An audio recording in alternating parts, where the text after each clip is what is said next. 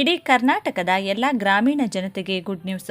ಇರಲು ಸ್ವಂತ ಮನೆ ಇಲ್ಲದವರಿಗೆ, ಸ್ವಂತ ಜಾಗ ಇಲ್ಲದವರಿಗೆ ಮತ್ತು ಬಾಡಿಗೆ ಮನೆಯಲ್ಲಿ ವಾಸಿಸುತ್ತಿರುವವರಿಗೆ ಕರ್ನಾಟಕ ರಾಜ್ಯ ರಾಜೀವ್ ಗಾಂಧಿ ವಸತಿ ನಿಗಮದಿಂದ ಭರ್ಜರಿ ಗುಡ್ ನ್ಯೂಸ್ ನೀಡಲಾಗಿದೆ. ಹೊಸ ಮನೆಗಳಿಗಾಗಿ ಅರ್ಜಿಗಳು ಆರಂಭಗೊಂಡಿದ್ದು, ಕರ್ನಾಟಕ ರಾಜ್ಯದ ಎಲ್ಲ ಹಳ್ಳಿಯ ಅಂದರೆ ಗ್ರಾಮೀಣ ಜನತೆಯು ಅರ್ಜಿಯನ್ನು ಸಲ್ಲಿಸಬಹುದಾಗಿದೆ. ಸರ್ಕಾರವು ಸ್ವಂತ ಸೂರು ಹೊಂದುವ ಕನಸು ಕಂಡವರಿಗೆ, ಅದರಲ್ಲೂ ಹಳ್ಳಿಯ ಜನರಿಗೆ ಮನೆ ಕಟ್ಟಲು ಸಹಾಯಧನ ಸೌಲಭ್ಯ ಒದಗಿಸಲು ಹೊಸ ಅರ್ಜಿಗಳು ಆಹ್ವಾನಿಸಲಾಗಿದ್ದು, ಇದೇ 31 ಮೇ ಕೊನೆ ದಿನಾಂಕವಾಗಿದೆ. ಬನ್ನಿ, ದೇಶದ ಪ್ರಧಾನಿ ನರೇಂದ್ರ ಮೋದಿಯವರು ಗುಡಿಸಲು ಮುಕ್ತ ಭಾರತ ನಿರ್ಮಾಣಕ್ಕಾಗಿ ಮೇಲಿಂದ ಮೇಲೆ ಆವಾಸ್ ಯೋಜನೆ ಹಾಗೂ ರಾಜ್ಯ ಸರ್ಕಾರದಿಂದ ರಾಜೀವ್ ಗಾಂಧಿ ವಸತಿ ನಿಗಮದ ಮೂಲಕ ಹೊಸ ಮನೆಗಳ ಅರ್ಜಿ ಮತ್ತು ಬಸವ ವಸತಿ ಯೋಜನೆ ಹಾಗೂ ಅಂಬೇಡ್ಕರ್ ವಸತಿ ಯೋಜನೆ ಸೇರಿದಂತೆ ವಿವಿಧ ಇಲಾಖೆ ಮತ್ತು ನಿಗಮಗಳಿಂದ ಹೊಸ ಮನೆಗಳಿಗಾಗಿ ಅರ್ಜಿಗಳನ್ನು ಮೇಲಿಂದ ಮೇಲೆ ಕರೆಯಲಾಗುತ್ತಿದೆ. ಆದರೆ ಇದೇ ರೀತಿಯಾಗಿ ರಾಜೀವ್ ಗಾಂಧಿ ಗ್ರಾಮೀಣ ವಸತಿ ಯೋಜನೆ ನಿಗಮದ ಮೂಲಕ ಈಗ ಹೊಸ ಅರ್ಜಿಗಳನ್ನು ಆಹ್ವಾನಿಸಲಾಗಿದ್ದು, ಕೇವಲ ಗ್ರಾಮ ಪಂಚಾಯಿತಿ ವ್ಯಾಪ್ತಿಯಲ್ಲಿ ಬರುವ ಹಳ್ಳಿಯ ಜನರು ಹೊಸ ಅರ್ಜಿಯನ್ನು ಸಲ್ಲಿಸಬಹುದಾಗಿದೆ. ಅರ್ಜಿ ಸಲ್ಲಿಸುವ ಪ್ರತಿಯೊಬ್ಬರಿಗೂ ಕೂಡ ಮನೆ ಸಿಗುತ್ತದೆ.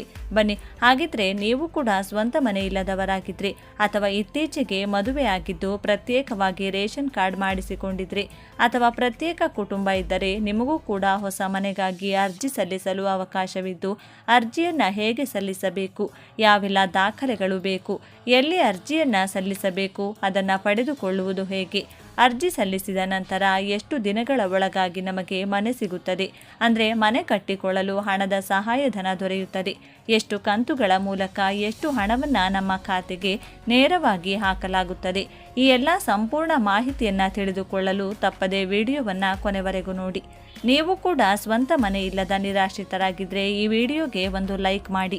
2026ನೇ ಸಾಲಿನ ವಸತಿ ಯೋಜನೆಯಡಿ ಹೊಸ ಮನೆ ನಿರ್ಮಿಸಿಕೊಳ್ಳಲು ಇಚ್ಛಿಸುವ ಅರ್ಹ ಫಲಾನುಭವಿಗಳಿಂದ ಅರ್ಜಿಗಳನ್ನು ಆಹ್ವಾನಿಸಲಾಗಿದೆ.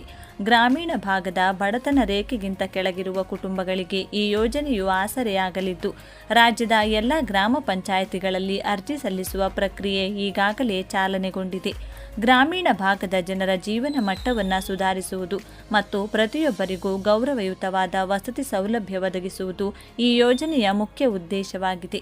ಕರ್ನಾಟಕ ರಾಜ್ಯದ ನಿವಾಸಿಯಾಗಿರುವ, ಈ ಹಿಂದೆ ಯಾವುದೇ ಸರ್ಕಾರಿ ವಸತಿ ಯೋಜನೆಯ ಲಾಭ ಪಡೆಯದ ವಸತಿ ರಹಿತ ಕುಟುಂಬಗಳು ಈ ಸೌಲಭ್ಯಕ್ಕೆ ಅರ್ಹರಾಗಿರುತ್ತಾರೆ.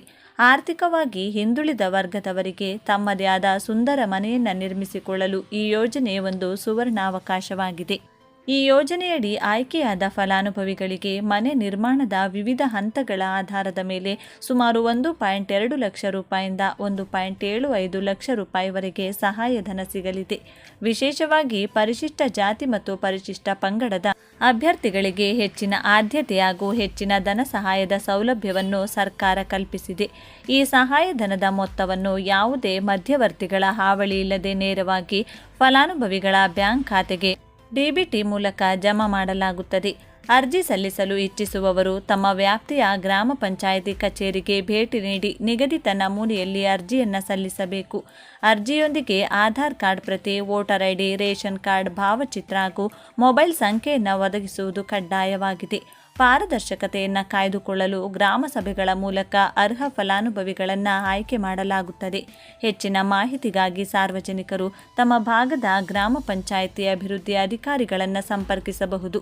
ಇಂದಿನ ಕಾಲದಲ್ಲಿ ಮನೆ ನಿರ್ಮಾಣದ ವೆಚ್ಚ ಗಗನಕ್ಕೇರುತ್ತಿರುವಾಗ ಸರ್ಕಾರದ ಈ ಕಿರು ನೆರವು ಬಡ ಕುಟುಂಬಗಳಿಗೆ ದೊಡ್ಡ ಆಸರೆಯಾಗಲಿದೆ.